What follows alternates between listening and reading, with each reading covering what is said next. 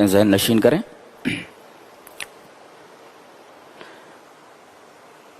انسان پر جو بھی مصیبت آتی ہے اس کی 3 وجہ ہیں۔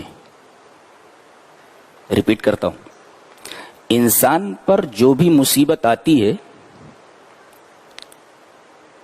اس کے 3 ریزنز ہوتے ہیں، 3 وجہیں ہوتی۔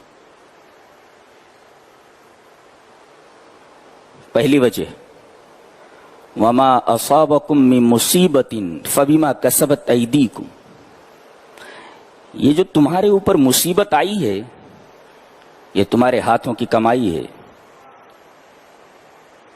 تم نے کرتوت ہی ایسے کیے ہیں کہ یہ مصیبت تمہارے اوپر آتی، یہ تمہارے کسی گناہ کی سزا ہے۔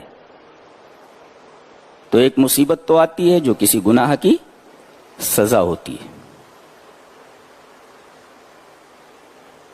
یہ آیت سورہ شورى کی ہے۔ سورہ تغابن میں اللہ نے فرمایا ما اصاب من مصیبت الا باذن اللہ، جو مصیبت تمہارے اوپر آتی ہے وہ اللہ کے حکم سے آتی ہے۔ کیا مطلب؟ اللہ کے حکم سے آتی ہے، مطلب یہ ہے کہ اللہ کے حکم سے یہ جو مصیبت آئی ہے اس کا مقصد یہ ہے کہ تمہارے کسی گناہ کا کفارہ ہو جائے۔ وہ مشہور حدیث ہے، آپ سنتے رہتے ہیں کہ اگر کسی مومن کو کانٹا بھی چبھ جائے، جو کانٹا چبھنے سے جو اس کو تکلیف ہوتی ہے، اس تکلیف کی وجہ سے اللہ تبارک و تعالیٰ اس کے گناہوں کا کفارہ کر دیتا ہے۔ تو ایک مصیبت آتی ہے آپ کے گناہوں کو مٹانے کے لیے آتی ہے۔ یہ مصیبت بہت بڑی رحمت ہوتی ہے۔ اور تیسری وجہ اور تیسرا ریزن بہت ہی عجیب ہے، غور سے سنو۔ اللہ تبارک و تعالی نے کسی بندے کے لیے کوئی اعلیٰ مرتبہ مقرر کیا ہوتا ہے۔ کیا مطلب؟ اللہ اپنے بندے کو کوئی اعلیٰ مقام دینا چاہتا ہے،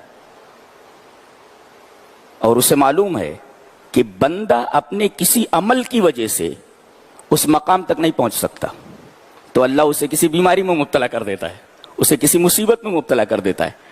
عمل کی وجہ سے اس اعلیٰ مقام تک نہیں پہنچ سکتا، تو اللہ اسے کسی بیماری میں اور کسی مصیبت میں مبتلا کر دیتا ہے۔ اس مصیبت کی وجہ سے بندہ اس اعلیٰ مقام کو حاصل کر لیتا ہے، اس اعلیٰ مقام تک پہنچ سکتا ہے۔ اللہ، اس کا مطلب کوئی بیماری آئے، کوئی مصیبت آئے تو ہو سکتا ہے یہ مصیبت اللہ ہمیں اس وجہ سے دے رہا ہے، اس مصیبت میں اس وجہ سے مبتلا کر رہا ہے تاکہ اس اعلیٰ مقام کو ہم حاصل کر لیں جو ہم اپنے عمل کی وجہ سے حاصل نہیں کر سکتے۔ بہت گہری بات ہے، شاید آپ نے کبھی سنا ہو۔